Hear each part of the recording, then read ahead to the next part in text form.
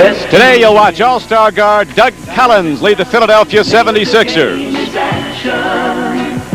And a new star for the Boston Celtics leads the way. Cedric Maxwell led an upset of Philadelphia last night for the Celtics.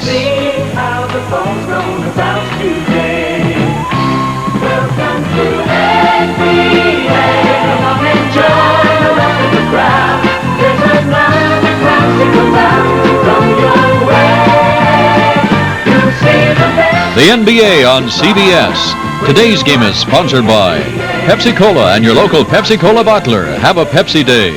Chevrolet and Chevrolet dealers coast to coast. And by the Navy. It's not just a job, it's an adventure.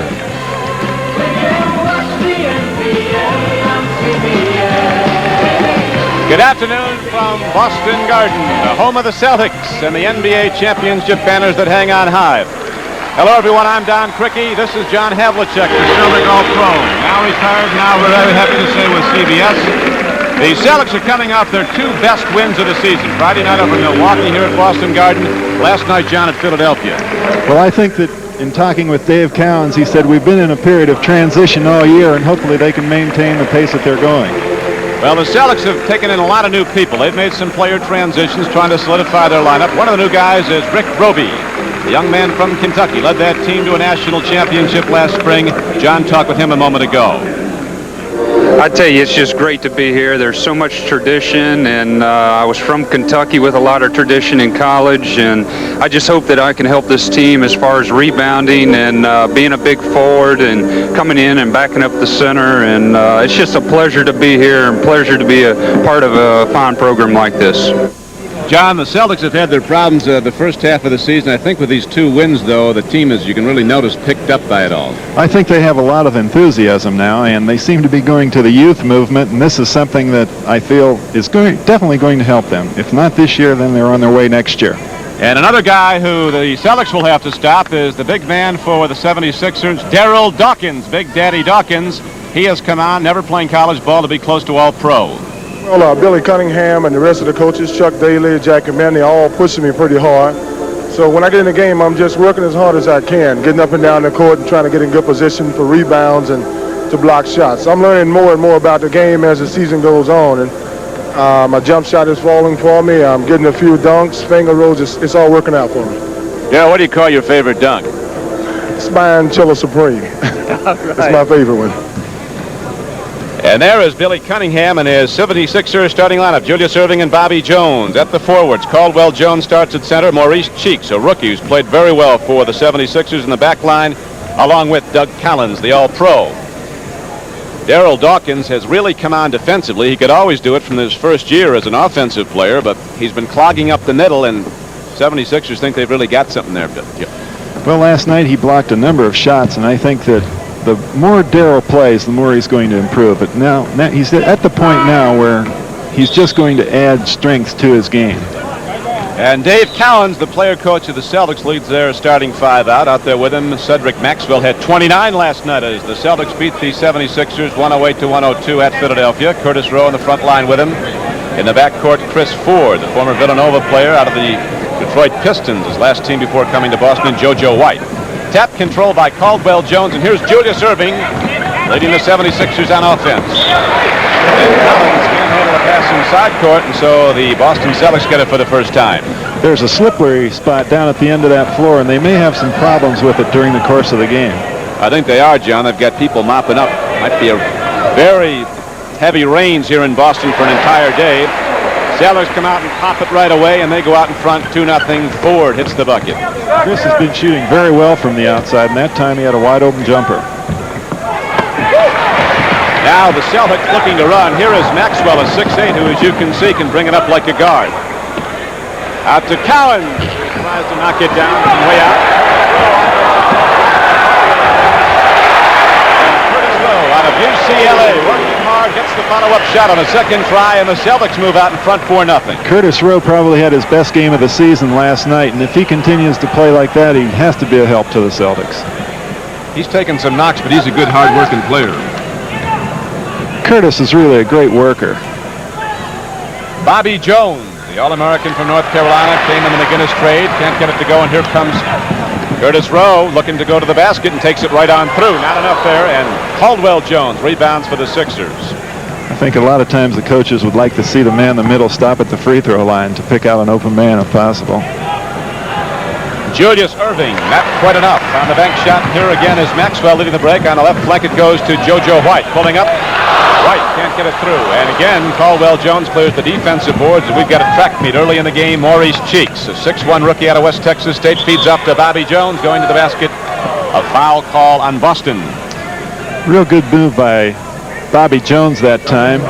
He has the ability to go either way. Here you see him going left, putting up the left-hand shot. Pretty good control, and gets fouled. Bobby Jones at the line for the 76ers. Jones is a guy who is all-pro quality and yet is content to score 8-10 points a game. He looks at the big number, the winning number. That's right. He's an invaluable person on that club, and this is what they traded for, a person who could give them that real good defense, and consistently he does it every night. A lot of people think he's, if not the best, certainly one of the 2 or 3 best defensive forwards in the league.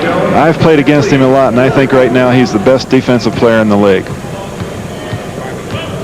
Pretty good accolade. John Havlicek says Bobby Jones the best defensive player in the NBA. Now the loop down low to Maxwell, and here's a whistle underneath. Richie Powers and his crew working the game. The Celtics have tried to get the ball into Maxwell low, particularly most of the time, because he has such unnatural moves in there. He's been going to the free throw line a great deal, and they want to get him into foul trouble early if they can.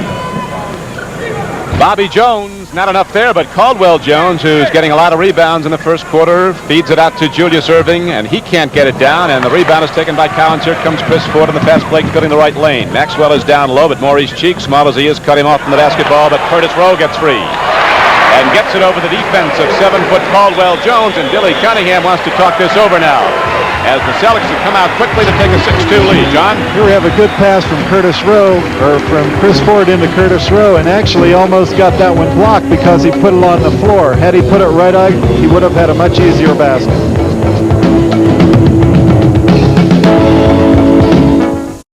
Thank you very much. Okay. That is the rain problem we have in Boston. It's been raining all day since last night. It's going to rain all day today and all night. And it's starting to come through the Boston Garden roof here, John. Well, this is an old building, so I'm sure there are going to be a few leaks every now and then, but this is really a torrential downpour in Boston, one of the worst I've seen.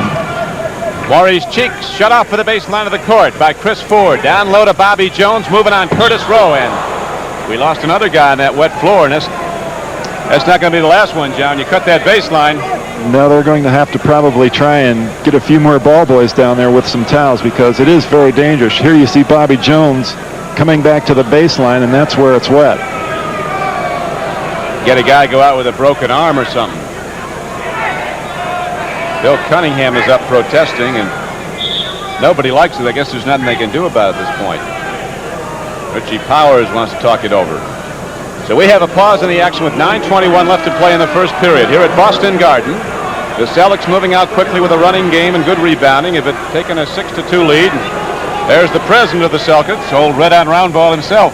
Yes, old Red. He'll try and get it straightened out. He'll put someone up there in the ceiling with a towel to keep it from coming down on the floor if he can. Bill Cunningham is threatening to take his team off the floor, feeling his players are endangered. I don't think Red disagrees with him. Well, it's very treacherous to have a situation like that because everyone's moving at such a high rate of speed and someone can get hurt. Got to get a guy up in the catwalk up there with a bucket. Definitely. Catch it before it gets here. Maurice Cheeks trying to go down low. Can't get there. Called for a travel and the ball goes back over to the Boston Celtics. JoJo White, who's had his problems with the front office, now starting to get moving as the Boston Celtic once again in his 10th season with the Celtics. Here's Cowens out hustling Caldwell Jones to get the rebound. Celtics working plays down low. Here comes Cowens. He wants to hook it up on Caldwell Jones. Cowens got a piece of the ball. But Chris Ford again comes inside court to take the loose ball.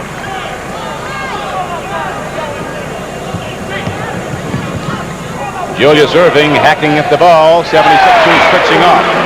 Almost the zone. JoJo had a meeting this past week with Red and Dave, and hopefully his problems are all worked out. The doctor comes down and pops it from the corner and is now An 8-4 game. The Celtics by 4 as Maxwell takes it low, gives to Rowe. He gets a free one, partially deflected by Bobby Jones. Here come the 76ers. Cheeks fills the middle. Collins on the right flank. And Cheeks takes it right through. Erving tries to follow, and Maxwell rebounds for the Celtics. Loop to JoJo White. Big play by Curtis Rowe as he followed the shot but couldn't get it to go down. And again, the 76ers come back the other way running with the ball.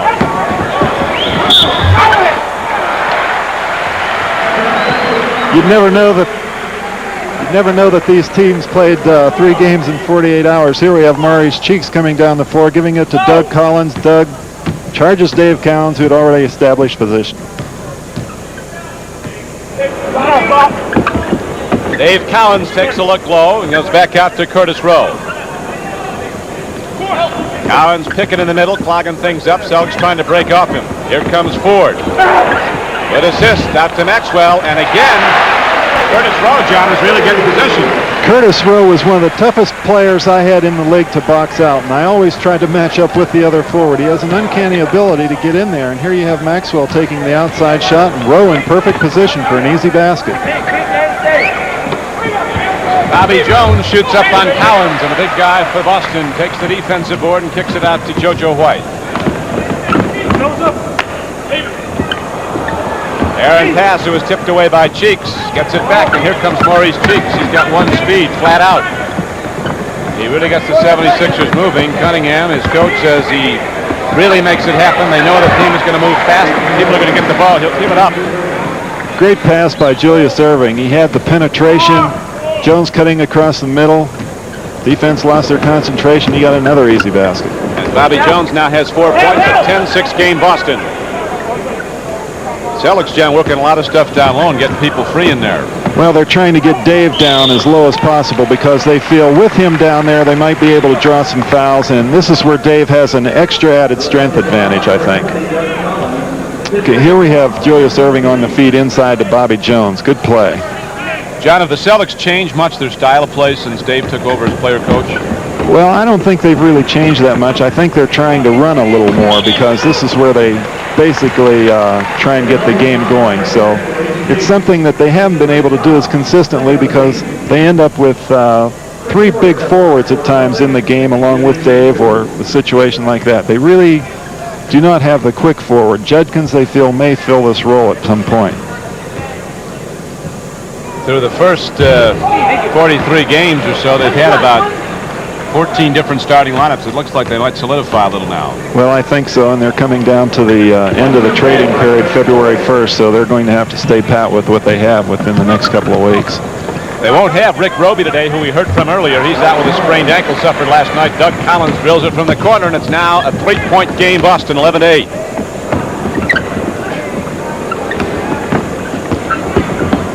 Chris Ford pulling up. Very nicely done by Ford, and it's 13-8 Boston.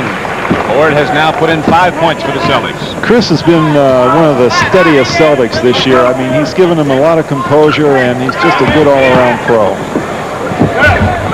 Not quite enough there for Doug Collins. Again, Curtis Rowe has position. This time at the defensive end, gets the rebound. Lead from Ford to White, back to Chris Ford. And Caldwell Jones takes down his 5th rebound in the first period. Lead to Julius Erving. Feed Bobby Jones. And a whistle from Richie Powers. Mike Mathis and Ralph Lembo working the game with Richie Powers. We have Julius Erving coming down the center. Great body control on a cross lane feed to Bobby Jones, who puts it up left-handed. He's pretty ambidextrous in there. Yeah, they claim he's one of the few guys, at least in about 10 feet in, shoots about equally well with both hands. He and Paul Westphal, I think, are the best in the league at that.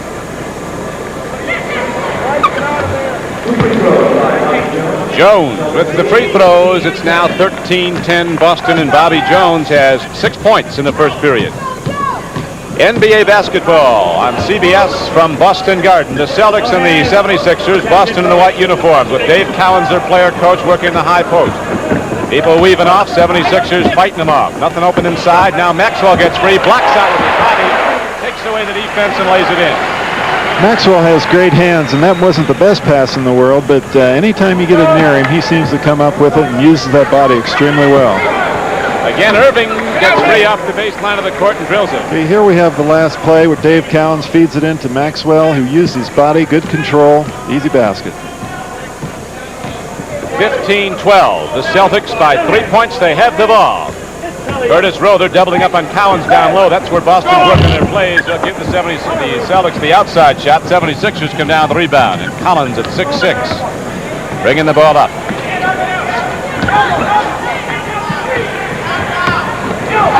Doug Collins driving the lane, feeding to Caldwell Jones. Not a shooter, but the tip-in goes for Bobby Jones. He's got 8. Maxwell having a little problem with Bobby Jones. He's getting in low and getting those easy tip-ins, and that's what the coaches really don't like to see. Box your man out before you go for it. We have 4:10 to play in the first period. The ball comes back into the Boston Celtics.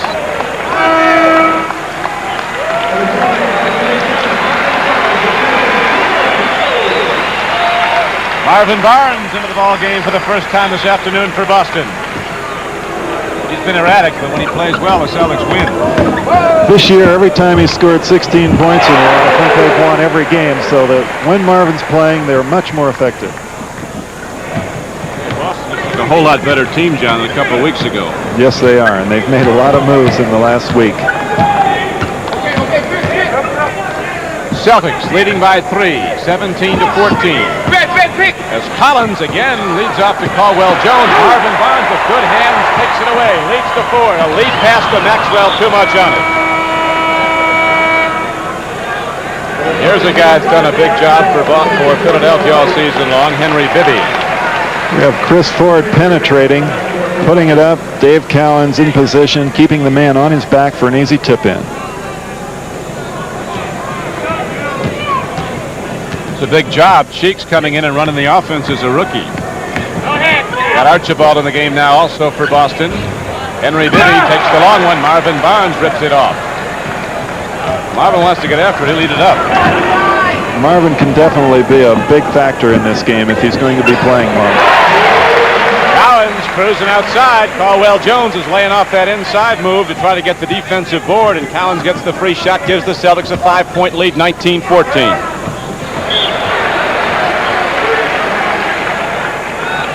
There are the men who work the bench. Bobby McKinnon up shouting out to the Celtics. He calls things on the sideline while Cowens is in the game, which is most of the time. Of course, K.C. Jones, the great Celtic backcourt player, the other assistant coach. Archibald. The Celtics are running probably as well as I've seen them run this year, and that time Philadelphia got buried underneath the basket and it was an easy outlet. Archibald taking it through. Now Julius Erving is starting to get his shot. He's drilled 3 field goals from that side. Here we have the fast break. Lead pass to Archibald going in, shooting right-handed. Real good control. Now back to live action. They have Chris Ford down low against Cheeks. He's got a height advantage, but it's to no avail as Cheeks takes the ball away, but they might call him on it. He hooked Ford.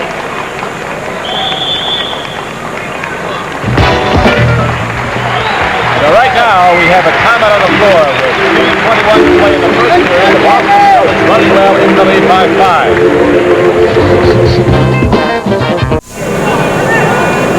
There's Big Daddy Darryl Dawkins. He is now in the basketball game, loosening up just before he came in. Dawkins out of Orlando, Florida, right out of high school. Bill Cunningham looking on, just so he stops the middle for us. He jams it up. Cowens puts him up with a head fake, though, and there's a foul call.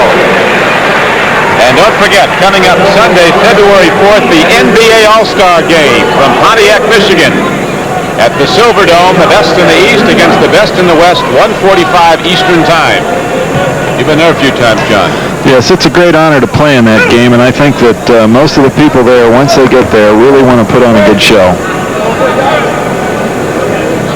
When Dave Cowens took over as player coach of the Celtics, they had a record of 2-12. Since then, they are 14-15 under Cowens, having won their last 2. Takes another one. So the big guy goes 0 for 3. There's Dawkins. He can go to the moon when he goes in the air. Feeds off to Jones, though. Dawkins will spring up in the air and shoot over anybody. He's shooting with a great deal of confidence. I watched the game last night, and he played very well.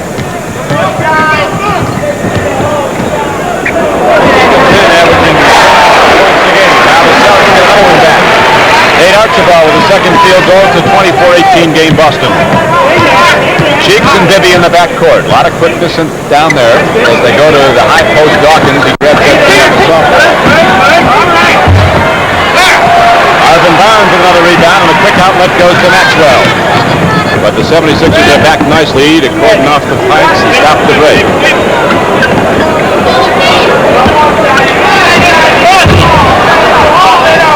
Jones to Bibby, eludes Chris Ford. Jones gets it, tipped away from Erving, but he picks it up, and Julius Erving puts it in the air. That scramble looked like one of the games in the playoffs last week with Pittsburgh and Houston.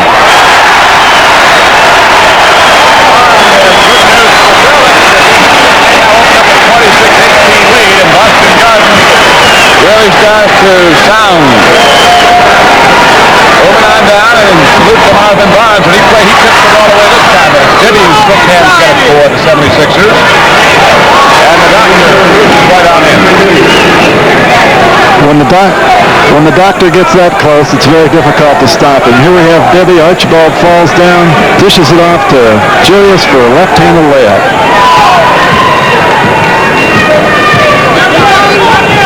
Julius now has 8 points. The Celtics with a 6-point lead, 14 seconds to play in the first period. Gets the basketball to foul.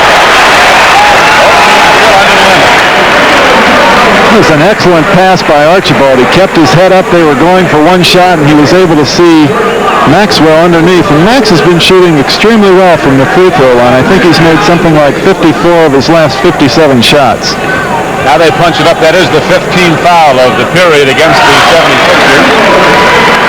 Maxwell gets it on the first try, so with 9 seconds to go and the clock winding down in the first period, the Celtics extend their lead to 9 points, biggest of the game. Julius. Fantastic play by Julius. What a pleasure it is to see him play. Only great. So the first period ends, and the Boston Celtics open up a 7-point lead, 29-22. Boston with balanced scoring. They got 5 from Maxwell, 5 from Cowens, 5 from Ford, 6 from Rowe. We'll be back in a moment. The preceding announcement was brought to you as a public service by the National Basketball Association. Don Quickie with John Havlicek, Boston Garden. We open now the second period. As Judkins comes in the game, you see them mopping up some water problems they're having on the court. A leak in the roof, heavy rains in Boston. Here is Judkins out of Utah, first-year player feeding off to Cowens. Marvin Barnes using a lot of arms down low against Julius Erving, looking for the basketball. Cowens comes out, fires away. A whistle, a loose ball foul on the rebound. They get Barnes for pushing John. That time he was in a battle with Julius underneath, and Dave's been taking that shot a lot. They've been giving it to him. He hasn't been shooting well particularly. Julius Erving hit 5 of 8 shots in the first period. Leads outscored with 10. They're giving him the outside shot, and he's been getting it down. Here's Maxwell rebounding. Look at Dawkins come from off the play. Out to Cowens, and Dave Cowens pulling up. He's not hitting. Cowens taking a lot of shots and not getting much to go. Ralph Simpson bringing the ball up court for the 76ers. Takes a baseline. And Simpson right on through.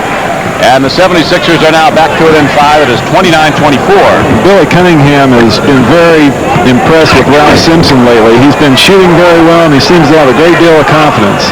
We also have Joe Bryan in there who's doing his thing. This time they're going to get Joe Bryan for fouling Marvin Barnes. We have Dave Cowens outside looking for someone inside, and Joe Bryan hooks up with Marvin Barnes for a foul. The first on Bryant. That's how the scoring breaks down in the game. Julius Erving and Bobby Jones leading the way for Philadelphia. Maxwell, Cowens, and Ford for the Celtics. Alley up to Marvin Barnes. Couldn't get it to go. Here comes Henry Bibby right down the middle. Celtics back well on defense.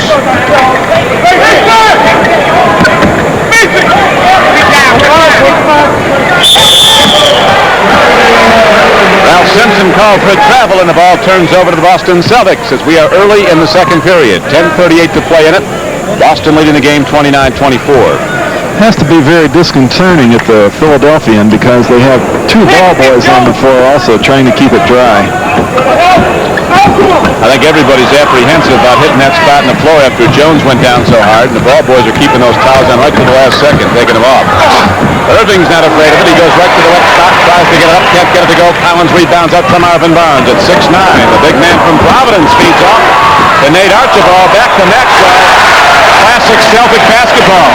Very nice. Marvin Barnes hit Tiny Archibald on the right side, and he went up to take the shot and saw a bunch of arms and trees, so he just dished it off. Celtics really moving the ball around. All five guys are in the game on offense, and they now have opened up a 31-24 lead. Dawkins way up and right down. Here's a whistle inside. Basket will go. Let's watch that passing again, John. Here we have Marvin Barnes getting Dawkins up in the air to Archibald, and then he gets two more up in the air off to Maxwell.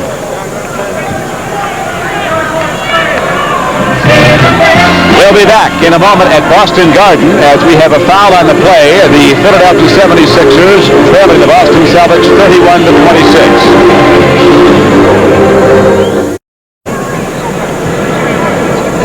John Havlicek. This is Don Criqui back at Boston Garden.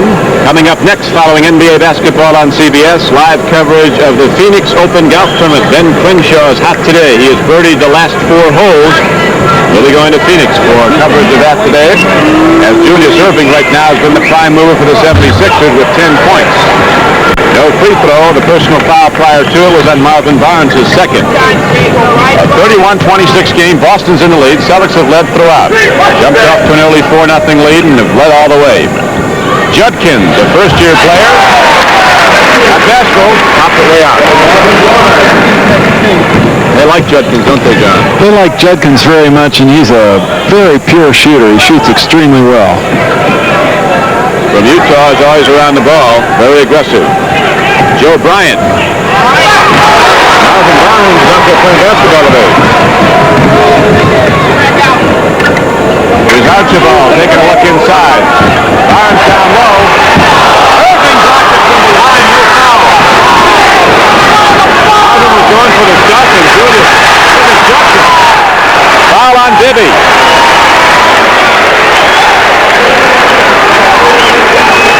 A fantastic block coming up by Julius Erving. Marvin Barnes gets inside position. He comes over top and just out jumps it and bats it away.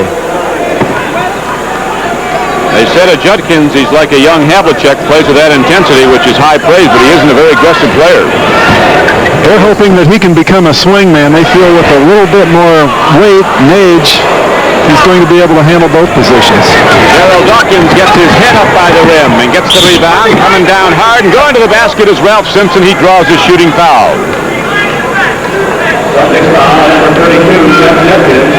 Judkins fouls him. Caldwell Jones comes back into the game. The 76ers working with Henry Bibby and Joe Bryant. Caldwell Jones. Darryl Dawkins, they got a lot of height in there now. They want to get some more bounds. And Simpson at the free throw line. Richfield, Ohio, the Chicago Bulls are leading the Cleveland Cavaliers 19-16 in the first period. I talked to Billy Cunningham before the game, and he was concerned about the fact that the Celtics in last night's game got a lot of easy layups. So he said he might go to the Dawkins-Caldwell-Jones situation. So this is definitely going to help them board-wise. And he's also got Bryant in there, who's a 6'9". Yes, and Joe plays just about 3 positions. He can play guard at times and forward. I don't think they've ever used him as a backup, but they might. Yeah, we had a technical assess now against the Celtics.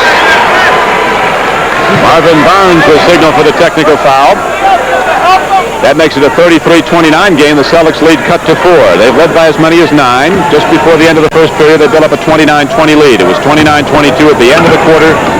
Now 33-29 Boston. Cowens with a lot of muscle against him in Darryl Dawkins. Again, Cowens can't get it to go. Maxwell loses the ball to Henry Bibby. 10 men coming down court on the fly. Joe Bryant from way out gets his own rebound. Nobody blocked him out when he went to the basket. He follows it up.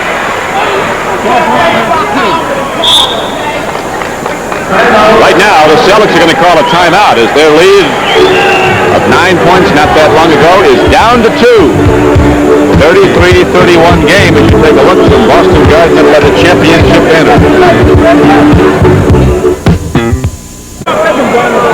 halftime, we'll have an at-home visit with Kevin Greavy, one of the big players last season for the Washington Bullets in their championship year. And a live report from the Phoenix Open. Right now, we have Marvin Barnes looking to the basket. Down low, he guns it to JoJo White. Feeds to Cedric Maxwell. And Caldwell puts it up.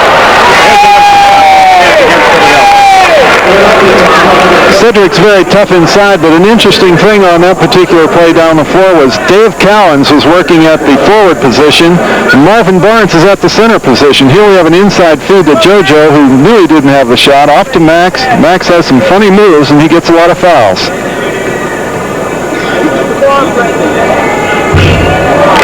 Well, they like Maxwell out of North Carolina, Charlotte. Billy Cunningham says if we're going to stop Boston, we've got to shut him off. He gets so many points inside. As you're talking about that long arms and use of his body at 29 last night in the Celtics upset of the Sixers at Philadelphia. He's really carried the Celtics this year, and he's probably been their most consistent player, along with Ford. Joe Bryant looks inside. Celtics switching off nicely. They shot it off, and here is the rebound again by Marvin Barnes. Missed shot by Dawkins. Lead from White to Maxwell. Dawkins rejects everything. Gave a full rejection to Maxwell, who's looking for a foul call, did not get one. It's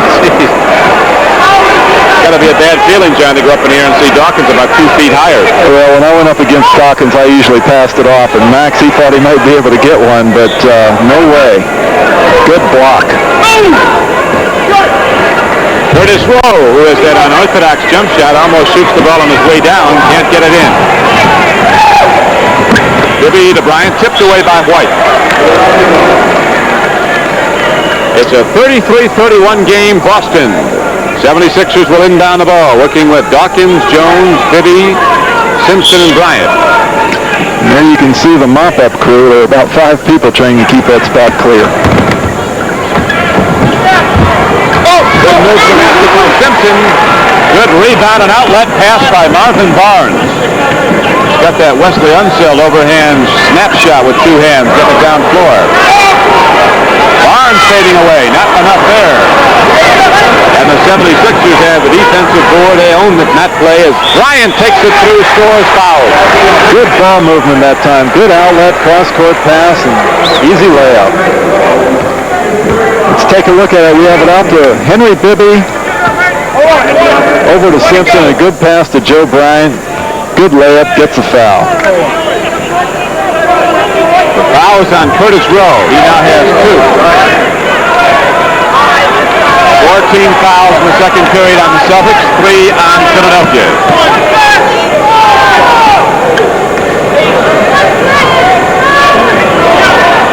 Curtis Rowe trying to put a move on the big guy. Dawkins, he's not going anywhere. Holding his ground inside. JoJo White heads to the basket, loops it way up. Looks like Barnes came over the top on Henry Bibby. They'll get Marvin Barnes in his 3rd personal foul. So that stops play with 6:40 to play in the first half. And the Celtics now trailing for the first time in the game, 34-33. Looks like the move of Dawkins and Caldwell Jones have taken away the Celtics boards inside, and it's been very effective for them. They've moved into the lead now.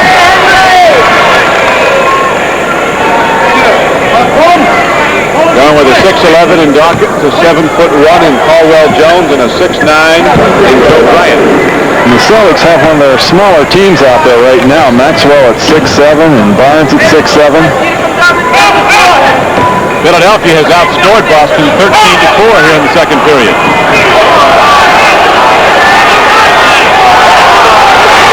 Barnes clamps down on the ball.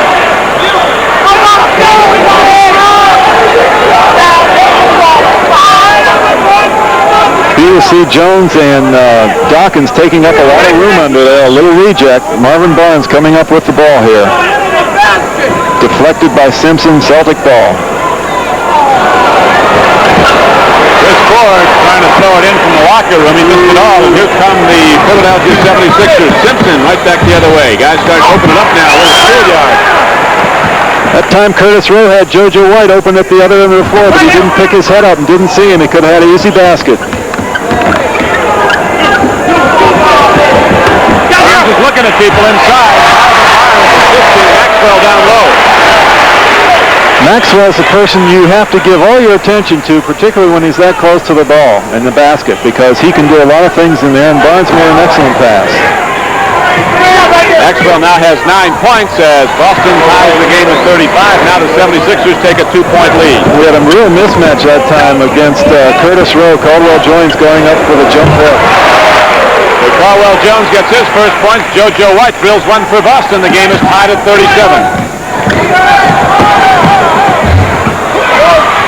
Barnes tips it over. Maxwell gets it, gives it to JoJo White. Not much down court, though, as the 76ers have a couple of big people laying back.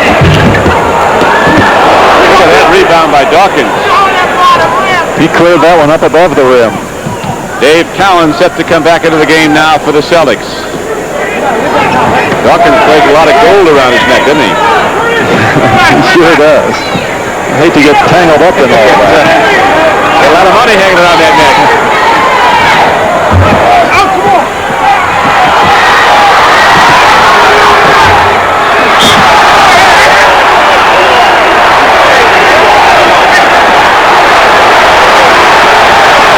Dawkins and Marvin Barnes.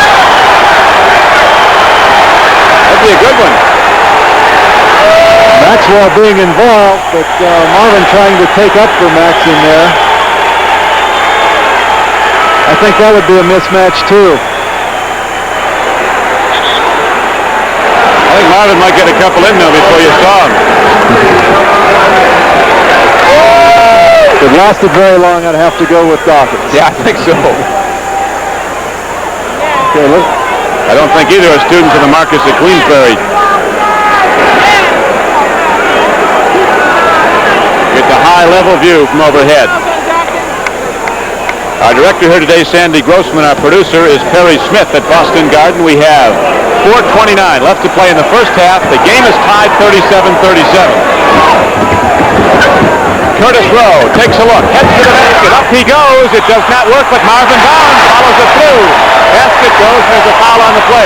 Well, I think we got a goaltending on that play because Richie Power signaled goaltending. Here you'll see a drive to the hoop by Rowe, and Dawkins hits the ball, but he hits the board and the rim too, so it was a goaltending call. Goaltending call. So Curtis Rowe is credited with his 7th and 8th points on the field. Look at Dawkins. Got some brothers whooping at each other out there now. Dawkins and Barnes going back and forth.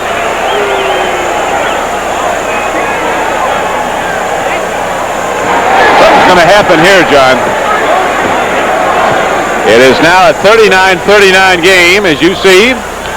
3:55 left to play in the second period. The Celtics and the 76ers heated up like it's a playoff game. NBA on CBS as Curtis Rowe looks to make a driving move and then pulls up for the shot on Dawkins. Barnes firing it up. Body check nicely by Dawkins, and it's an air ball, and here come the 76ers. Henry Bibby, another UCLA player, one of 11 in the NBA. Comes down the floor. Can't get it through, but the ball will come back inbound to Philadelphia.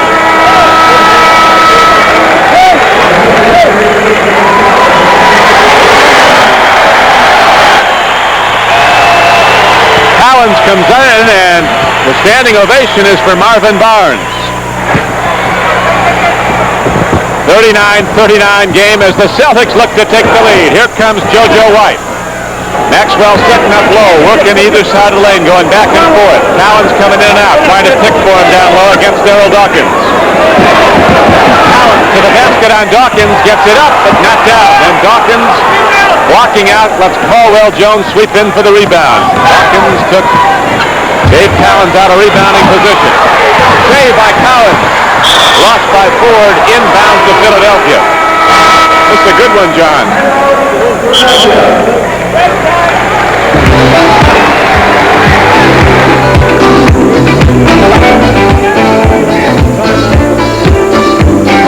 And we'll be back at Boston Garden in a moment.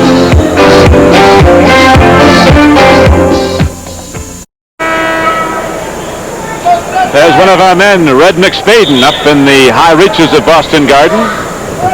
Neil McCaffrey, Al Diamond, and Dick Douglas also at the camera today for CBS as the 76ers take it inside. Bobby Jones now has 10 points, and Philadelphia has the lead, 41-39. Curtis Rowe trying to move, and here comes Cowens, who that outside shot has not been able to get it. Now he knocks it down, and the game is tied at 41. Cowens has 7. Maxwell has 9 for the Boston Celtics. Rowe has 8. Again, Philadelphia gets inside to score. This time it's Doug Collins with his second field goal. Advantage now for the 76ers. Tempo of the game slows down a little bit as it's really getting rough inside. They're banging inside. Lots of collisions. People looking for position. Here comes Maurice Cheeks back in the game. Driving on Maxwell. He's by Maxwell. Driving on Cowens. He gets by Cowens. And Maurice Cheeks at 6'1" takes it right through for the bucket. Good move by Maurice Cheeks. He was going on the left side of the basket, reversed to the other side, and got Dave to commit himself. Good play. Now JoJo White taking a look down low. Darryl Dawkins with 2 big arms to either side of Cowens. Not much there for Cowens to move on. Ford tries to take it to the basket, shooting up on Cheeks. Basket goes, and we have a foul. Chris Ford will go to the free throw line. Let's watch Maurice Cheeks a bit ago taking it down court. In he goes. That put the 76ers in the lead by 2. 20-second injury timeout, Philadelphia. So right now we have 1:45 left to play. Maurice Cheeks apparently took a rap in the throat. He's all right. He came in the second round, Maurice Cheeks. He was 3 times an All-Missouri Valley Conference player at West Texas State. Only other guy to have that honor accorded him, first team MVP, first team Missouri Valley Conference for 3 years, was Oscar Robertson. Long time ago. Yes, and he was certainly great. When Billy feels that Maurice Cheeks can really get them off to a fast start, and then he can come in with Henry Bibby, who has the experience. So it's a good combination. It's worked well for them.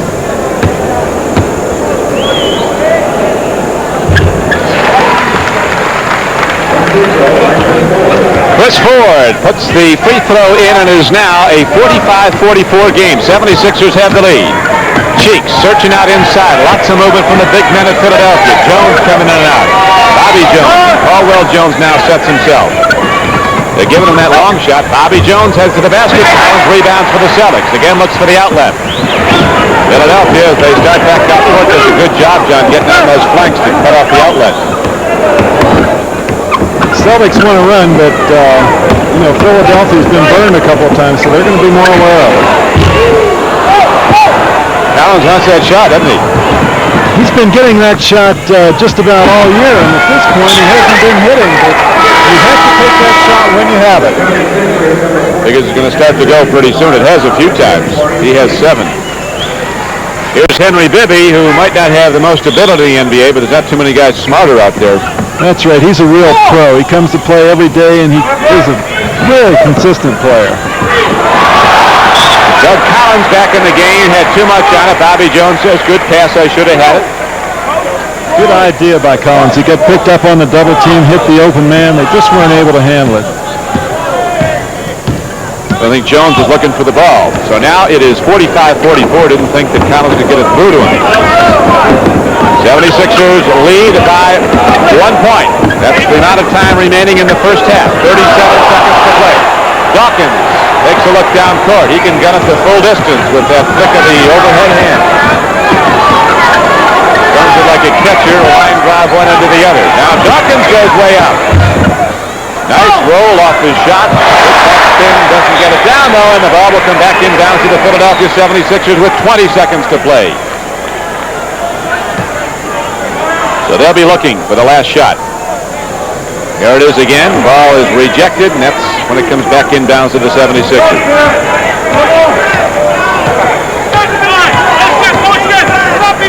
That is the game clock winding down in the lower right-hand portion as the 76ers holding to a 1-point lead. They trailed by 7 at the end of the first period. Look for the last shot.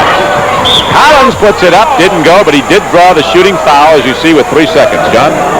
Greg Collins is probably the quickest guard in the league, or one of the quickest guards, and anytime you have him cleared out in a situation like that, it's very difficult to defend against. That time he went to his right, went behind his back, came back to his left, and drew the foul.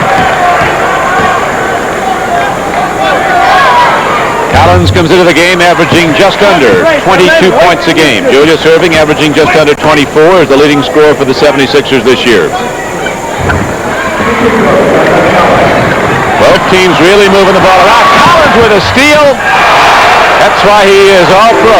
Doug Cowens with the big play, a steal, a subsequent shot, and a 5-point advantage for the 76ers at the half.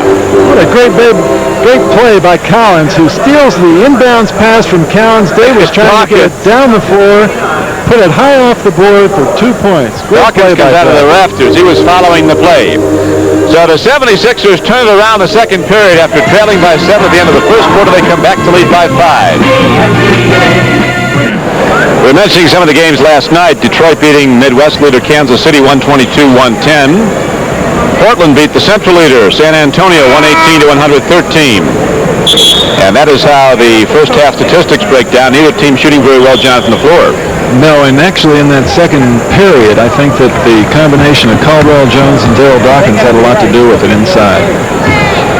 That's the scoring as we're back to live action now. Julius, Erving, and Bobby Jones each with 10 for the 76ers. Chris Ford working against Cheeks, putting it up, getting it down. 3-point game, Philadelphia, as Chris Ford comes out and hits for Boston. Got a little bit of a height advantage there, and he took advantage of it. He was cleared out on the right side and just shot over Cheeks. And Ford now has 10 for Boston.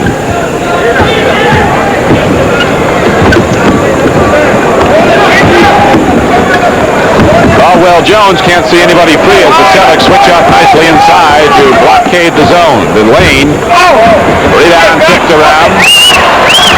Maxwell starts down the floor with it for Boston. In the game for the Celtics, JoJo White with the ball, Dave Cowens, Cedric, Maxwell. Chris Ford who has the ball, and Curtis Rowe. For the Sixers, Julius Erving, Maurice Cheeks, Doug Collins, Caldwell Jones. There comes Collins down floor. Bobby Jones also in the game. As Collins pulls up, get Caldwell Jones coming over the top of Dave Cowens, John.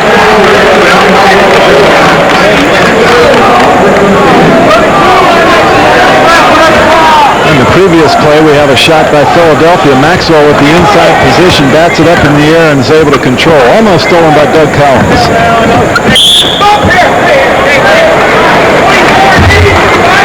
Bobby Jones on a foul. For a guy that big, he's 6'9". He really can move, can he? Laterally. He has great quickness, and it's a great advantage. He can guard a small man or a big man. David Thompson of Denver said the only guy that could stop him was right at Denver last year. Bobby Jones, that was in practice. Now the 76ers come over the ball, look to run. Collins searches out down low, bounce pass to Erving, trailing the play, and Julius Erving goes way up and knocks it down for Philadelphia, and the 76ers now have a 5-point lead, 51-46. Julius is the type of player, I guess you'd rather gamble having him take that type of shot, because when he gets inside, he's really tough. We have JoJo White on a crossover dribble coming to his left. He gets it in there, disturbed a little by Julius. Did not hit the shot. White with his sixth point now makes it a 3-point game again. Philadelphia's in the lead. The 76ers with the ball. Here is Collins looking inside. Jones positioned to one side of the lane, breaks off. Caldwell Jones on the other side. Bobby Jones and Caldwell Jones to either side.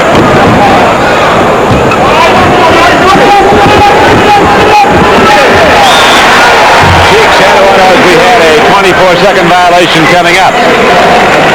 And he didn't get it away in time, apparently. Ball comes back inbounds to Boston. 9:35 to play in the third period. Again, a whistle stops play. Three guys calling it tight in there, John. Right now, we're going to have a break in the action as the 76ers call a timeout, holding to a 3-point lead, 51-48. Okay. All right, JoJo White set to inbound the ball for Boston. Celtics trailing in the third period by 3 points. 9:30 to play in it. 51-48. Chris Ford, Boston's leading scorer at 10 points, gives off to Curtis Rowe. JoJo White defended by Collins. Here comes Curtis Rowe to the basket, rejected by Caldwell Jones, taken back by Curtis Rowe. Throws up a knuckleball. Collins follows it back up and in a 1-point game. Give credit to Maxwell on that. He kept it alive so that Cowens was able to tip it in.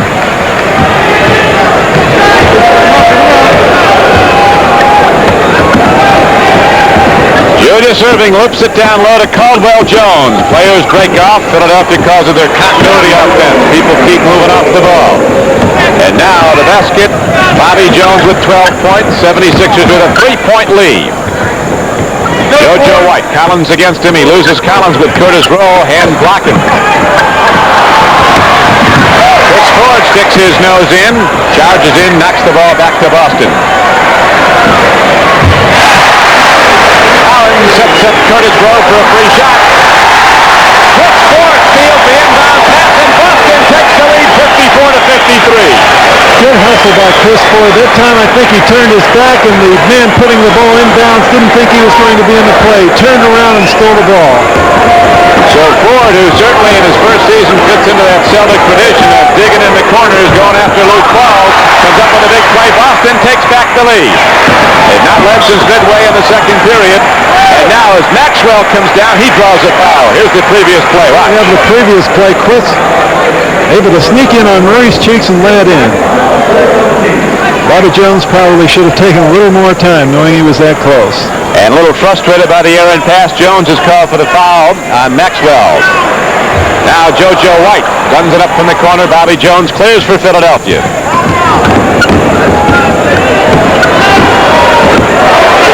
Sets up the doctor, and Julius Erving now has 14 points, and the 76ers take back the lead by 1. That's how it looks in the third period at Cleveland. Chicago leading 48-47. They're airtight there also.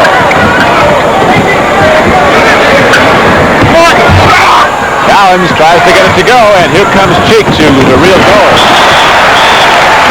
But he bounced it off one of his shoes, and the ball is back to Boston. John? The time Maurice Cheeks was ahead of the pack almost. He was ready to make a move by Cowens because Dave was running with his back to the play, and it just bounced off his foot. And unfortunately for Philadelphia, they turned the ball over. Bobby Jones with a good defensive play. He screened Maxwell away from the ball, and it just went out of bounds. Last touch by a Celtic.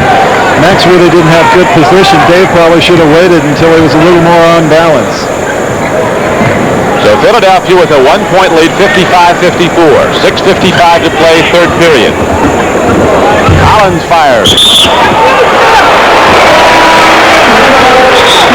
And now the penalty's in effect already. We have a shot taken by Doug Collins, getting Cowens up in the air. Off the board, Bobby Jones climbing over Maxwell's shack. Foul on Bobby Jones.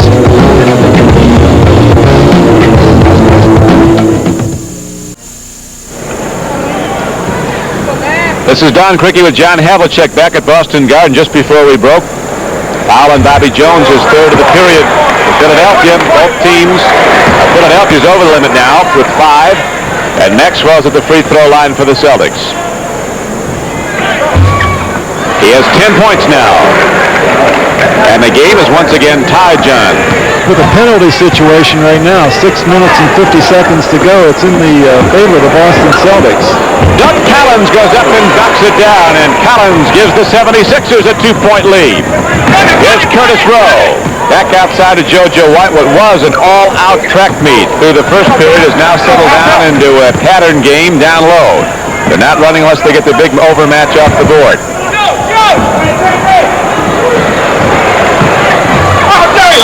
Cowens pushed to get the rebound. Dave Cowens gets his second personal foul. Loose ball foul, no shot.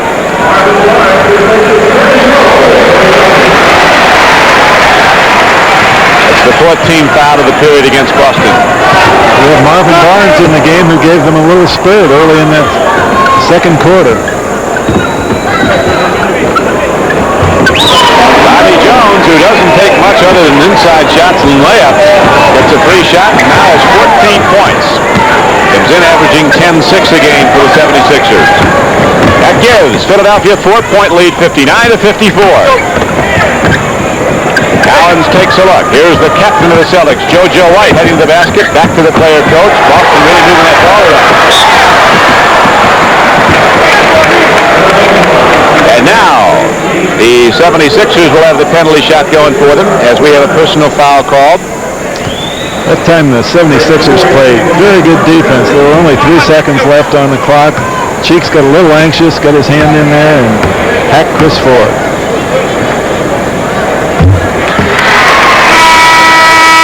Ford now has 13 points as he cuts the Philadelphia lead to 3 points. Cheeks goes out of the game. Henry Bibby comes in. Caldwell Jones, Bobby Jones, Julius Erving, Doug Cowens, Henry Bibby on the playing floor for the 76ers. Chris Ford at the free throw line with 14 points. Makes it a 2-point game, Philadelphia. Maxwell, Barnes, Ford, Cowens, and White. The game for Boston.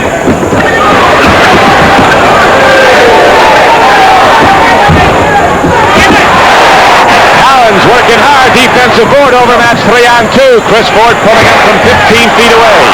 Tapped up by Barnes, put back up by Maxwell. And lots of guys hit on him, but Maxwell will go to the free throw line in the penalty with 3 chances to make 2. John? JoJo White ran the break perfectly that time. He came up the center, stopped at the free throw line, was able to hit Chris Ford on the side. Maxwell had inside position, but give credit to Marvin Barnes, who was able to keep that ball alive. Bobby Jones was called for the personal foul. It's his 4th for this 3rd period. We have 5:22 to play in it.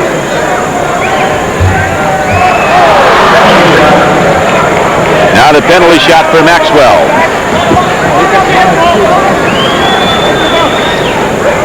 Maxwell looking for his 12th point of the game. He has a season high this year of 35. He's averaging 18 again, and we're locked up again, this time at 59. 5:15 to go, 3rd period. 76ers in red with the ball. Last night at the Spectrum in Philadelphia, Boston with its most important win of the season, beating favored Philadelphia 108 to 102, and here come the Celtics now, looking to break the tie. JoJo White to the basket. Boston takes the lead. JoJo White on a real good move. Bobby Jones, knowing he has 4 fouls, really couldn't play him as tough as he wanted to. White now with 8 points, and Boston is back in the lead by 2. Caldwell Jones looking low. Here's Erving pulling up 18 feet away, and he gets the roll, and Julius Erving now comes up with 16 points. Here we have JoJo White on that last play down the floor. Bobby Jones defending. He has 4 fouls. JoJo cuts to the inside, lays it up for 2. The winningest team in the NBA, the Washington Bullets, won again last night, beating Indiana 109 to 104. Here comes Philadelphia. They throw it away. They get it back. Bibby with a 3-on-2 break. Cowens is back. Cowens gets the ball, and Cowens stays right with him. But Doug Cowens loses. Dave Cowens gets the bucket, and now the 76ers almost intercept again, but it's tapped away, and it'll be inbound with JoJo White bringing it in. We have Doug Cowens on a move, using Dave Cowens as a post, hooking around for a good basket. He has great control of his feet. He's probably got the quickest feet in the NBA. Doug Cowens now at 12 points as Cowens again goes for that long shot. This time he gets the roll at the Boston Garden, comes back shaking his head. It's about time, says the big redhead. Dave's been a little short, and I think that comes from your legs being a little tired. He's been working awful hard. Julius Erving goes up. Cowens challenges him, stops the shot from going in, but there's a foul, and Julius Erving now has 3 chances to make 2. We have a shot taken, and the ball battled for, tipped over to Erving. Erving going in, good body control, and Cowens coming in on the foul. Tell you, John, we've got some guys playing hard out there today. This is the second half of the season, and I think once you get to this point, it's pretty close to the end, and you want to try and make those playoffs. Of course, Philadelphia will be in it, but Boston, they have a slim chance, but maybe they can turn it around the second half. Seattle beat Chicago last night, 107-101. Denver beat Golden State, 109 to 106. Atlanta over New Orleans, 118 to 94.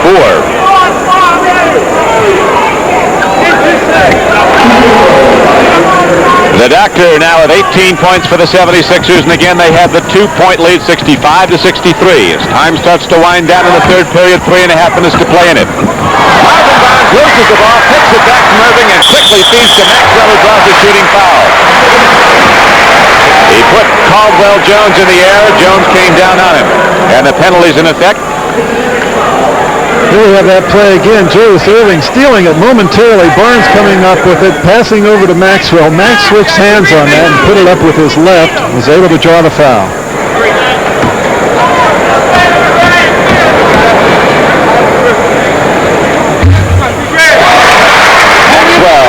free throw now for the Celtics. John, I haven't seen Barnes pass this well in a long time. He's really hitting guys.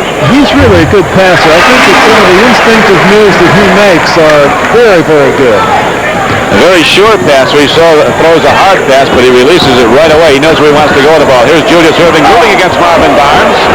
Bobby Jones with the offensive rebound and fires it right back up. A big play off the offensive board by Jones to give the 76ers a 2-point lead, 67-65. Archibald baseline for the Celtics. Beats to Cowens. Touched by Cowens to the dismay of Dave Cowens. It's coming inbounds to Philadelphia. Let's watch that last basket by the 76ers. Bobby Jones.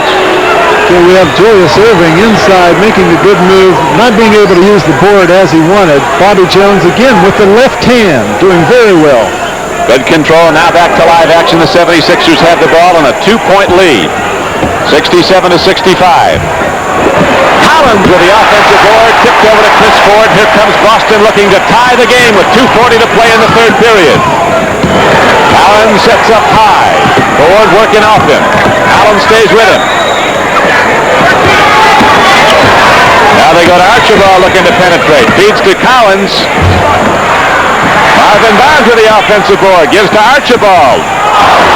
Nothing working, and Dawkins in the game loses it, has it tipped away, and here's a foul call on Dawkins, who gave a hip to Nate Archibald. That's Cunningham starting to heat up too. That last sequence, Archibald putting the ball up, not being held by anyone. There, Dawkins gets it off to Barnes, who bats it away, and then Archibald trying to retrieve it. Dawkins knocks him out of bounds for a foul.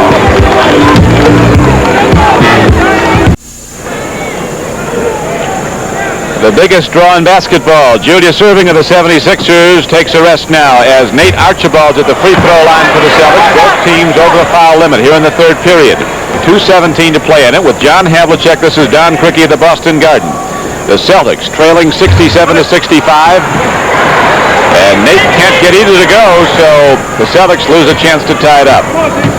And Philadelphia has the ball back. We've had 12 lead changes in the game, and it's been 9 ties.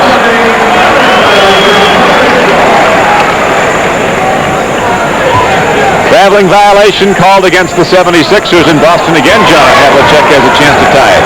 Well, Bibby tried to cross over that time and got tangled up. Had a little walking on the play. Here we have Cowens outside with him. Dawkins with a good move inside. Slops away the pass, tips it to Henry Bibby, and Philadelphia pushes it quickly down the floor.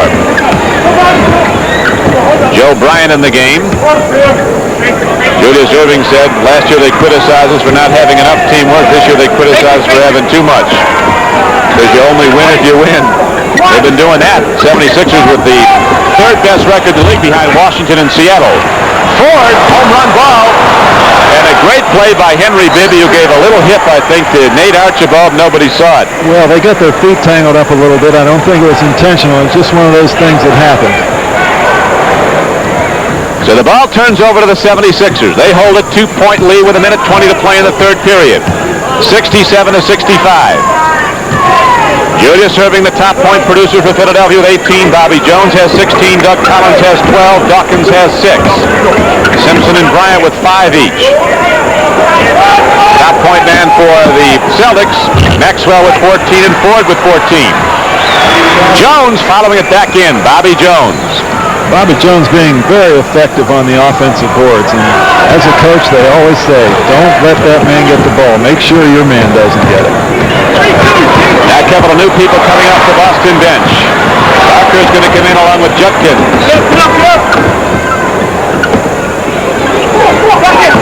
Joe Bryant calling out a play. Bibby's going to set it up. They loop it down low to Dawkins. And he's looking for the basket. No bucket. Called for travel, turning down the baseline. Looked like a pretty good move that time, but he got a little extra step in there. But it was a pretty move to the baseline. He took about 3 shots outside. Couldn't get anything to go down. That time he made a pretty good move, but was disallowed because of traveling. Darryl Dawkins would be what, a junior in college, I guess, John, if he went to college. Well, he might be a senior this year. Senior, I guess. Yeah, it's 4th year. Here's Judkins heading right in. basket. It didn't roll for him, and the ball is over to Philadelphia. Here's Collins, lead to Bryant. What is that? He got it away before the buzzer sounded. It didn't go down. And so, the Philadelphia 76ers open up a 4-point lead. Not much as we end 3 periods of play here at Boston Garden. We'll be back with the final 12 minutes in a moment.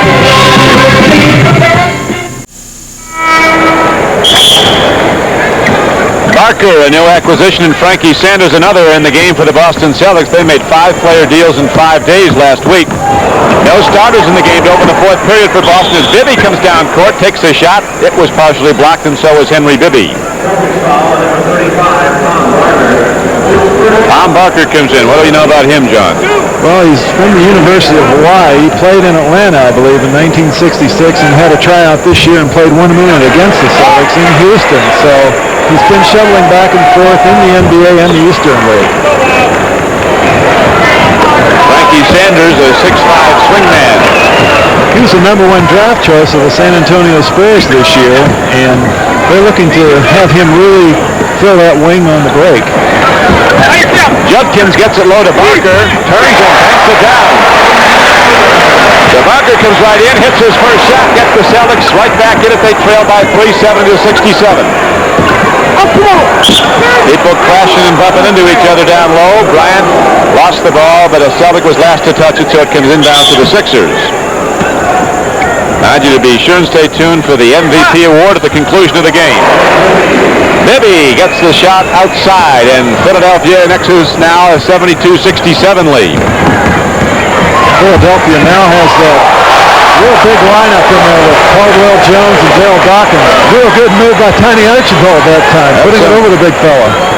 Vintage Nate the Skate there, sliding in, spinning, turning, getting it off the backboard. It's again a 3-point game as Bibby tries to lose Archibald with a behind-the-back dribble. Caldwell Jones fires, and they give him a shot coming across the middle, and he capitalizes. Gives the 76ers the 74-69 lead. Caldwell Jones with only 4 points. The lowest scoring starting center in the NBA, but he gives this team an awful lot from rebound. No charge. Judkins was down there. Jones gets his 6th point now. We're going to have a timeout called by the Boston Celtics with the 76ers in the lead, 76-69. You have Tiny Archibald on the move with the dribble, going toward the hoop, doing a little hoop-de-doo there, getting the spin on the ball into the hoop. Real good play by Archibald.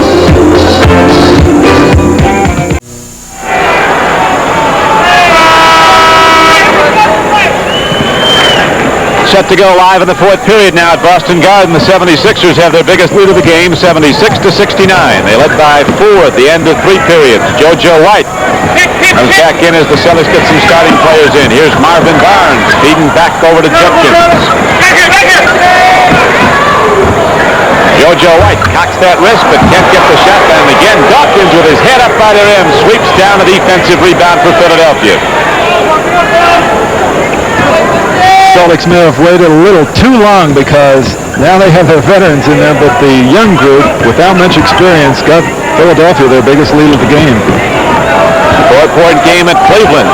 Chicago and Cleveland locked in a tight one there. Rebound comes down to Cowens. Out left to JoJo White. And then go to the floor. The biggest guy out there, Dawkins, hit the deck hard, and there's a whistle that stops play. Yeah, Jeff Judkins getting down the floor on the break, and Darryl trying to catch up with him. They've got their feet tangled up, and the foul on Darryl that time.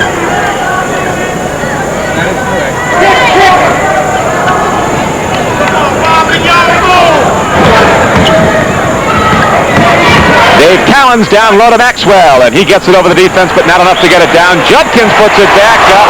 It would have gone had he gotten the roll. He will go up now to shoot 2 shots. A lot of guards who get underneath the basket sometimes really don't familiarize themselves with blocking out on every play. And here you see Doug not knowing where his man is. Judkins able to get in, get the ball with an up fake, drawing the foul.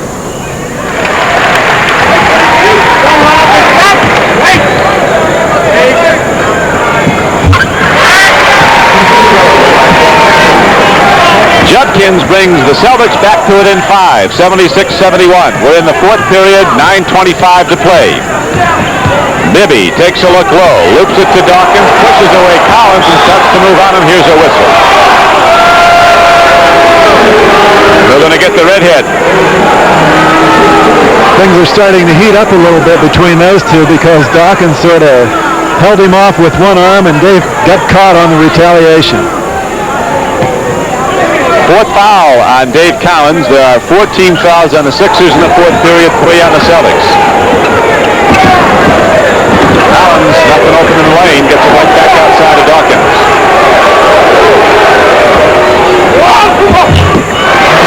Bibby, just in time, gets it down before the shot clock winds out. And again, the 76ers extend their lead to 7 points, 78-71. Marvin Bonds working hard against Brad. Here comes Judkins, puts it up over Dawkins. The foul call's going to go against the Celtics. Judkins that time on the drive, pushed off a little bit, put his arm up in the air and cleared the path. Here we see it again on the drive. Watch his arm. He gets it into Dawkins, trying to fend him off. Offensive foul.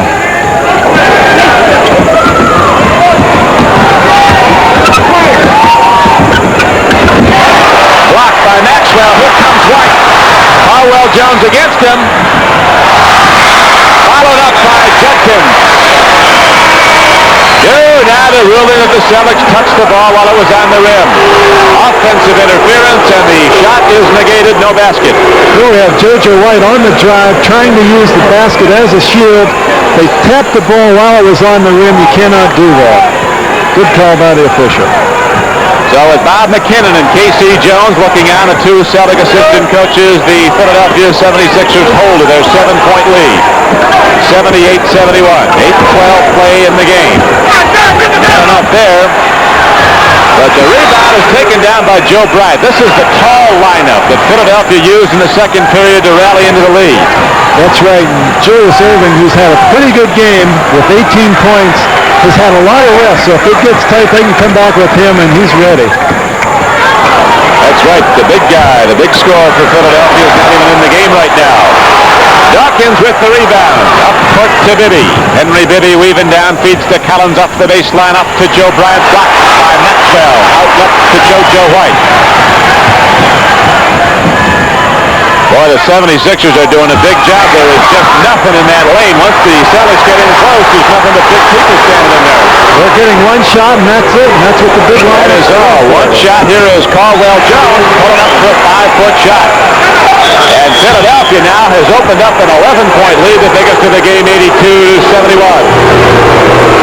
And the Celtics call a timeout. We have 7-18 left to play in the game. We'll be back at Boston Garden in a moment.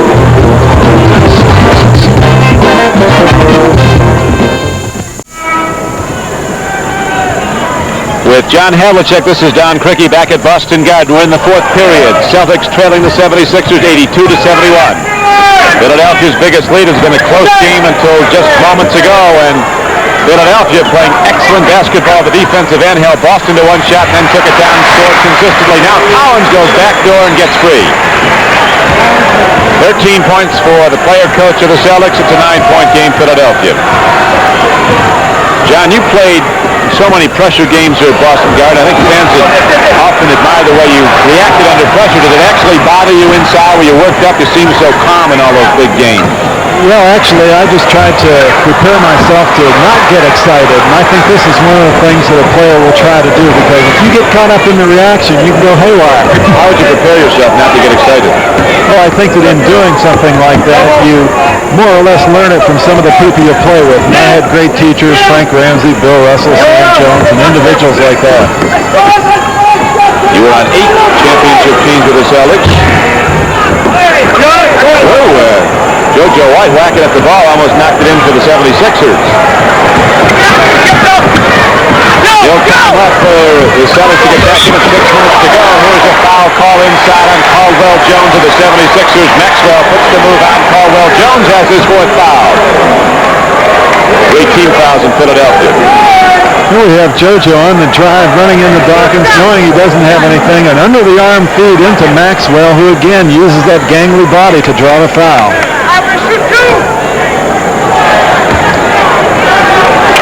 Celtics are going to have to start to apply a little pressure because there's 6 minutes to go. They're down. They have to get back into this game. Now's the time to probably do it because Philadelphia has the big front line in there. You might be able to pressure them all over the floor.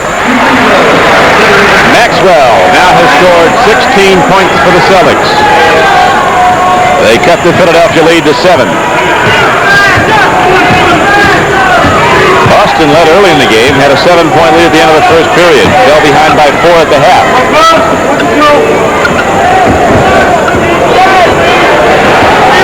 Darryl Dawkins says the shot clock winds down. There's some pushing inside. We're going to get a call against the 76ers. Apparently against Caldwell Jones. Mike Mathis whistles it. That's 5 on Jones, and Julius Erving is coming back in for Philadelphia.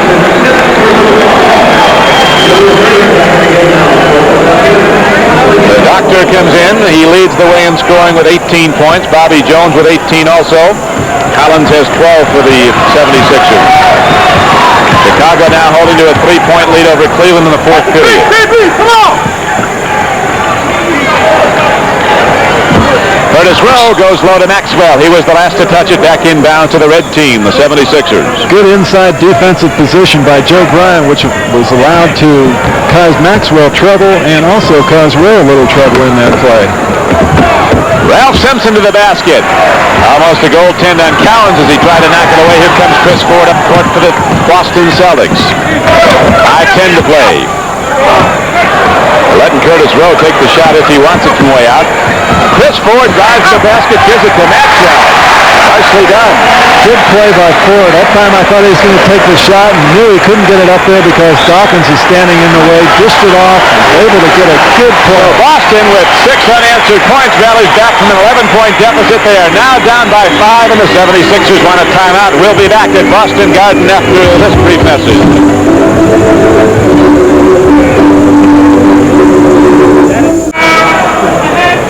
Regional action next week on CBS. The New York Knicks play the Washington Bullets, the NBA's champions and the winningest team again this season at Landover, Maryland. The Jersey Nets at Phoenix. Chicago goes against the Denver Nuggets, and Philadelphia's at Portland.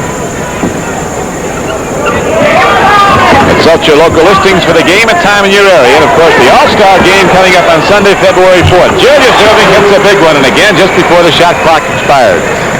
He's made about 4 or 5 from that particular spot today, but you have to respect him so much because he has a great ability to go to the hoop.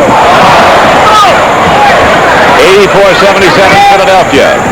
Cowens fires it to the basket. Dawkins rejects him. Cowens fires again and knocks it down. He was having trouble getting that shot earlier, but now he hits it from over 20 feet away. He has 15 points, and the Boston Celtics are back to it in 5. As the 76ers now looking to run down the game clock using that full shot clock allowed to them. 24 seconds. Collins lost the ball. Boston gets it back, and the Celtics can come to it in 3. What do you do here, John? Just work quickly for the shot. Well, you have to attempt to get a good shot, and actually they might try and go inside to pick up a foul with Cornbread Maxwell. JoJo White pulls up and drills it. And the Boston Celtics down by 11 are now back to it in 3, 84-81. JoJo White, the current captain of the Celtics with 10 points.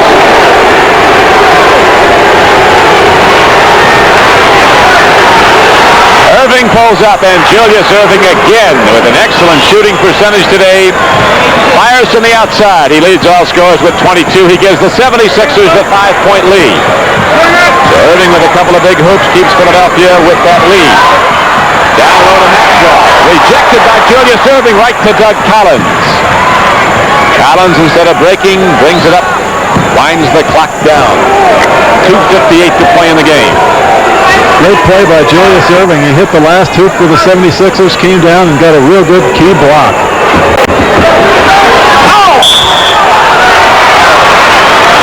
Going to go back the other way. The foul calls against Philadelphia. Julius on the move to the center that time, sort of used that off arm to clear the way. That's who they got. That was his third, John. Julius Erving with 3 personal fouls. We had 3 team fouls against the Philadelphia 76ers, just 2 against Boston here in the fourth period. Chris Ford. Big play. Dawkins went up a little early as Ford gave him a head fake. And as you see, it is again a three-point game, Philadelphia. Bibby on the outside as Jones breaks off low, looking for a play to work. They get it down low with 12 seconds on the shot clock. Running the game down, Julius Erving goes up, and there's going to be a call against Curtis Rowe of Boston.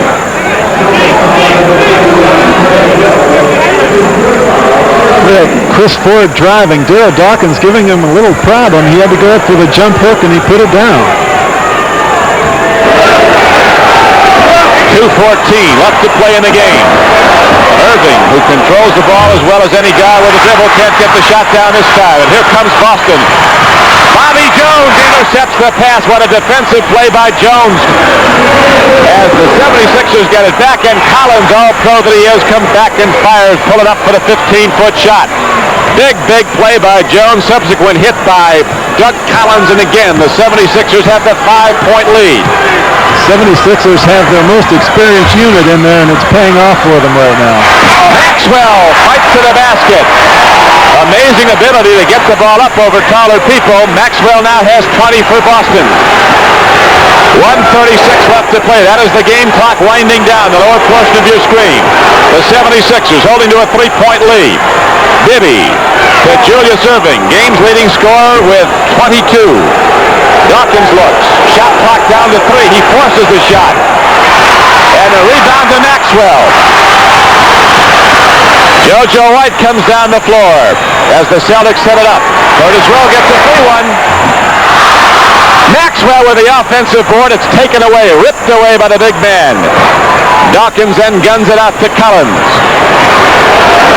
Game clock down inside a minute. 55 seconds. Chris Ford goes for the ball, but Henry Bibby outruns him to it.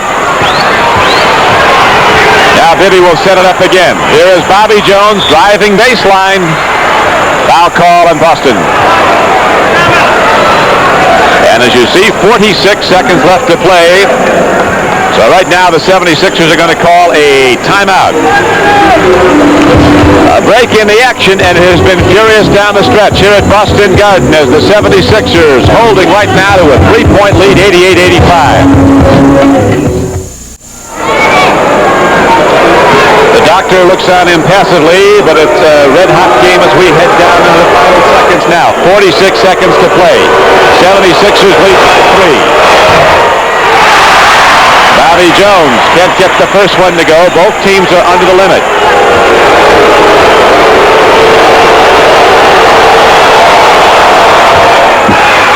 A big hit for the 76ers, a 4-point lead for Philadelphia. Boston quickly calls a timeout.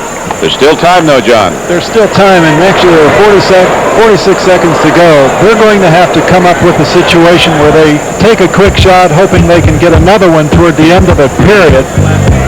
And I think that Caldwell Jones has now added the defensive rebounding that they need. Here we are back at Boston Garden. We have 46 seconds to go. The Celtics will inbound the ball. They trail in the game by 4 points. Boston's always been famous, John Havlicek, for those inbounds plays, people lining up. A lot of things you can do off it. Yes, there's a lot of open space to go to, and they might try a couple of back picks here. There's an important guy, too. The guy runs the clock, and he's right with it as the Celtics inbound the ball. Maxwell with it. Cowens breaking low, way up for it. Feeds it out to JoJo White. He's got a tough defender to put it up over, but he gets it in the air. Dawkins couldn't get the raw, but the rebound is down to Doug Collins with 30 seconds to play in the game.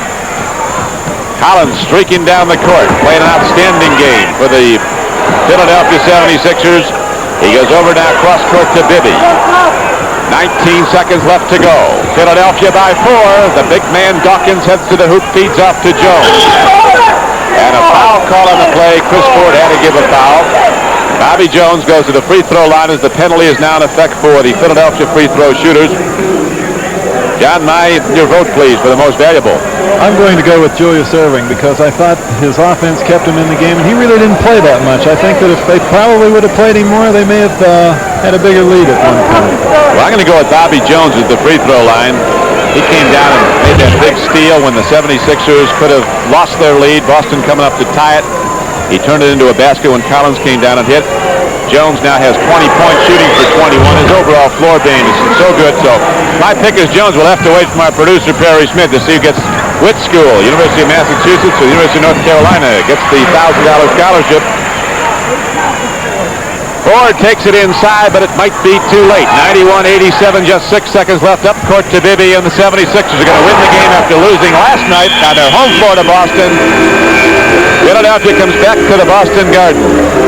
And the vote from Perry Smith is for Julius Erving, so our Chevrolet MVP is Julius Erving of the 76ers, and a $1,000 scholarship fund goes to the University of Massachusetts on his behalf. I tell you, the home court didn't hold up much this weekend, did it, John?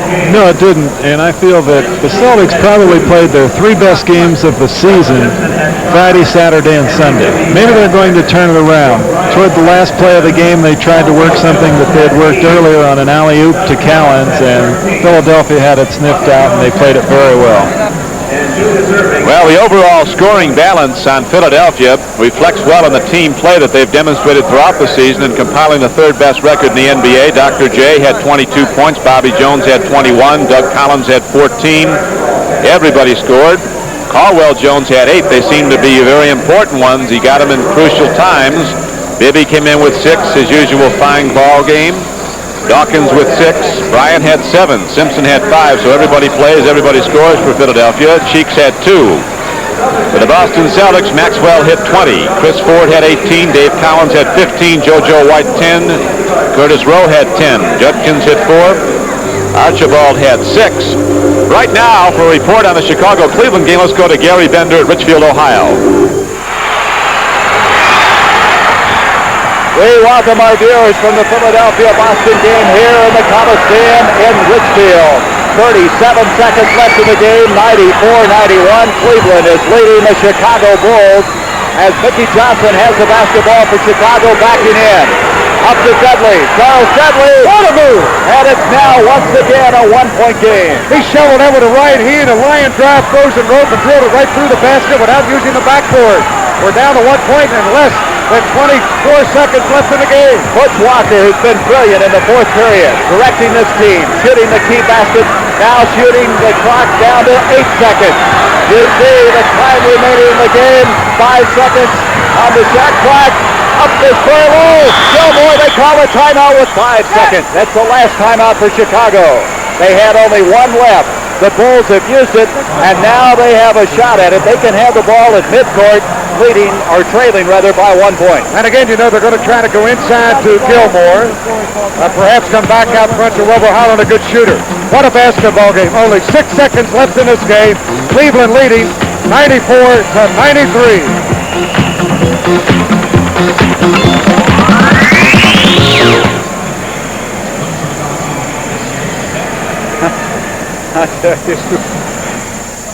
We got a little excited there.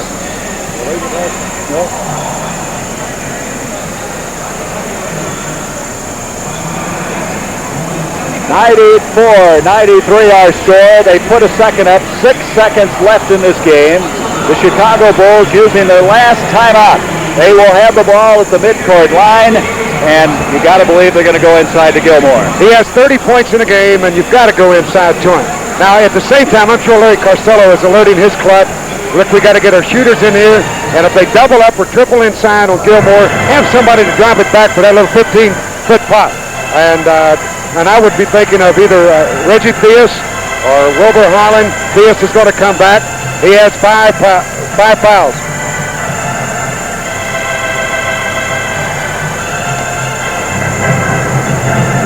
94-93 as Larry Costello. He's great in this situation, Hodrod, because he'll have his diagram play ready to go. He's got a dozen of them, and he's picked out the one he thinks is going to work now. He's wearing out the pencil as Bill Fitch at the same time is gathering his club defensively. Now, here's the key play.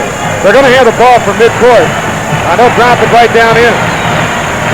There's your time. 6 seconds left. Who's going to be our MVP in this game? Well, I think Gilmore, if Chicago could pull it off. And looking at the other end, there's been a couple of players who have been keys for the Cleveland team. Just like always. Played well. Furlow. They've always had good balance scoring, and no different today. All right. So you got Holland playing down in the corner on offense. Theus is going to come up high, and so will Gilmore. Brown gets it into Mickey Johnson. You'll see the time remaining. Johnson on, Brewer on him.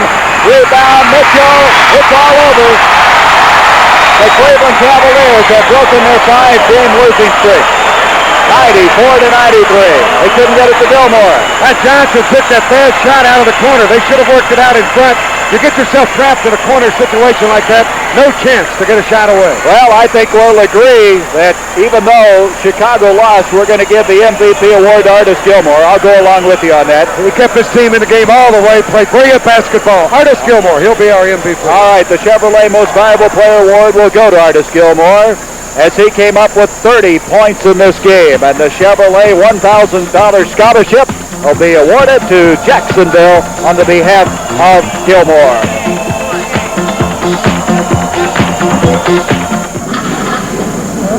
All right, we're back now at Boston Garden. Don Crickey with John Havlicek, and our MVP for the day, the doctor. Very nice job, doctor. Thanks a lot, Doc. The 76ers, where John and I were talking, we didn't have the home court hold up much this weekend, did you? Losing last night, you didn't expect that, and you came back, played a great game today. Yeah, last night was a very strange game. It seemed as though we controlled it for about 45 minutes, and in the last 3 minutes, Boston executed really well. They got a couple of easy hoops, which is something we usually don't give up at the end of a game, and managed to pull out a win, almost going away.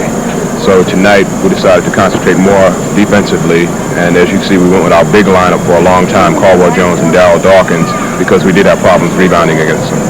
I mentioned that during the game, but actually one of the biggest plays, I thought, was the defensive block that you made coming down the stretch against Maxwell. That seemed to keep them off your back, and you converted it into a basket, I believe. Yeah, I remember that play. Maxwell's a very effective player inside, and he plays a big forward spot, and he seems to be quicker than any of the big guys that we put on him. So I was sort of laying back for him to make that move once he got the ball, because I've seen him shoot that shot for 2 nights now, and I just happened to make a clean block at that particular instant with just a couple minutes to go, and we did go down and scored. So I was pretty happy with that play, too. Julius, you know, there's been a lot of conversation about the different style of play at Philadelphia this year. Lloyd Free, who was the scorer, is gone. George McGinnis, of course, at Denver, and you have a defensive standout in Bobby Jones in. Is this a better team now, do you feel, than what the 76ers have put out the last couple of years, and they were very good teams then? Well, I think there are drastic differences between the two teams. I think in a series against, in a playoff series, a 7-game series, 3-game series, 5, what have you, I think this team will be better because this team is more able to adapt to what a team does successfully against us. I think the type of players that we have are basically role players, and they're, I guess, a little more coachable than our teams of the past years, because we just had so much talent before that we'd come out and many times we'd rely on our talent to win us ball games, and now it's a matter of relying on what we're prepared to do in practice to come out and win ball games. We were talking earlier, quoting you, Julius, when you said that last year they criticized the 76ers about not playing enough team basketball. This year they say you're playing too much team basketball. I guess winning it seems as though you can't win, and the bottom line to the whole situation is winning consistently throughout the year, winning in the playoffs, and being a champion. Because I think attendance is down all around the league this year, particularly in the big cities like New York, Philadelphia, Chicago, what have you, and we've been playing great basketball. I think we're a little behind the pace that we set last year, but so is every other team in the league in terms of one-loss record, except for Washington. And we have the second best record in the league right now, and we're still a pretty attractive team to watch if you leave it up to me. Excellent team to watch, and they really kick that ball around. They move it around very well, and I think that, as you mentioned, Billy probably has you working the plays a little more this year, and you could notice it out there. You seemed to go to your offense when the break wasn't there. You didn't get into as many one-on-one situations. Yeah, we're running a control break, and we're trying to work on that transition game of turning your fast break into an offensive play for you. And there'll still be situations where we want to isolate because we have players who can beat other players in isolated situations. Myself, Doug Cowens, Joe Bryant, Henry Bibby, and so on and so forth. But we don't want the majority of the game to be played that way. We'd like to keep a lot of pressure on them by pushing it up the floor. And if we don't have anything, go into an offensive pattern that's designed to give us an advantage. I think this can only help a guy like Darryl Dawkins, and I think he's going to be more effective with this style because it's going to teach him some of the fundamentals, because he really hasn't had a chance to learn the college fundamentals, and he's been more effective, I think, this season than in the past. Yeah, especially in the last few weeks, he's just been a dominant force for us. And, he's going in, I think he's concentrating on rebounding and not just chasing after every rebound, but positioning his body where the ball is going to come down and then going to get it. So he's not getting as many rebound fouls as he used to get in the past. And he's looking to pass the ball. His passing game has gotten a little bit better. And he's hustling at both ends for us. So I think by going to a more structured game, he is learning some of the fundamentals, and he's going to be a dominant force in this game before it's all over. I guarantee you that. As every basketball fan is aware, we're talking with the Dr. Julius Erving, who led the Philadelphia 76ers to a 91-87 win over Boston this afternoon at Boston Garden. We will be going to Phoenix, Arizona, in live coverage of the Phoenix Open Golf Tournament. Right now, the satellite transmission line is down. They're having a technical problem. They're working on it. So as soon as that's cleared up, we'll be switching out to Phoenix. Julius, your own game, something I've admired, I think everybody that's watched you from your college days has. You're probably the most spectacular individual one-on-one player that ever came down the line, but you went to Philadelphia, sublimated your own flamboyance, crowd-pleasing game to play a team game. Are you comfortable in that role? I'm pretty comfortable in the role that I have right now. I think I've been given the green light to basically do on the court what I would like to do and when I would like to do it. If I want to take my man and try to break him down, I can do that. But one thing I'm trying to be cognizant of is that I'm the leader of this team, and the best way to lead a team, I think, is to lead by example. And if you're going to show team play, you're going to show hustle on defense, and you're going to show positive qualities on the court, then your teammates are going to pick up on that, and that's what they're going to do. And it could be easy, to go out and try to get 40 a game or whatever, but that's a very individual style of play. So I do have to score for our team to be effective, but I do know when to try and make the plays and when to try and get the ball up too. Well, I know your coaches feel the 76ers are going to be better down the stretch. I think so too. I think right now, we're at a state in the season where there's a lot of room for us to improve, yet we have a very good record. So, Chuck and Billy and Jack McMahon are not going to let us relax. They keep harping on us that we can get better. And let's reach our potential. We'll be cheating ourselves if we don't reach our potential. So that's what we're striving to do. Okay, well, Julius, continued success the rest of the way. Thanks for coming by. All right, my pleasure. Always nice to see you guys. Julius Erving of the Philadelphia 76ers. Right now, we're going to give you an update of the Phoenix Open. Another look at the halftime feature we had of the Phoenix Open Golf Tournament as we go back now to Vin Scully.